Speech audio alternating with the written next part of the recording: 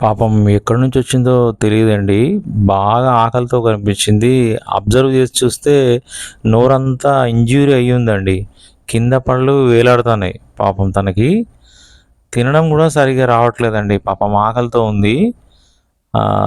ఏంటో అది మౌత్ ఏదో యాక్సిడెంట్‌లో ఇంజ్యూరీ అయ్యి ఇప్పుడు క్యూర్ అయిపోయింది. బ్లడ్ ఏం లేదు గానీ అలా అయిపోయిందండి. ఎప్పుడో అయిపోయి అలాగే ఉన్నట్టుందండి. ఈ ఏరియాలో ఎప్పుడు చూడలేదు. ఇప్పుడే కొత్తగొచ్చింది మా ఇంటి వైపు. ఇక్కడ డాగ్స్ దాన్ని టార్గెట్ చేసి తన మీదకెళ్తుంటే కంట్రోల్ చేసి పిలిచి కర్డ్ రైస్ పెట్టి వాటర్ పెట్టానండి. పాపం అన్నం మొత్తం తినింది. బిస్కెట్‌లన్నీ తిని వాటర్ కూడా తాగిందండి పాపం. ఎంత ఆకలితో ఉందో. ఇంజ్యూరీ ప్లస్ కొత్త ఏరియాకి వచ్చి ఆకలితో తిరుగుతూ ఉందండి. స్ట్రీట్‌లెంబడి తిరుగుతూ ఉంటాయి పాపం. వీలైతే కొంచెం ఇట్లాంటి వాటికి హెల్ప్ చేయండి ఫ్రెండ్స్. పాపం తనని చూస్తే చాలా బాధ అనిపించింది.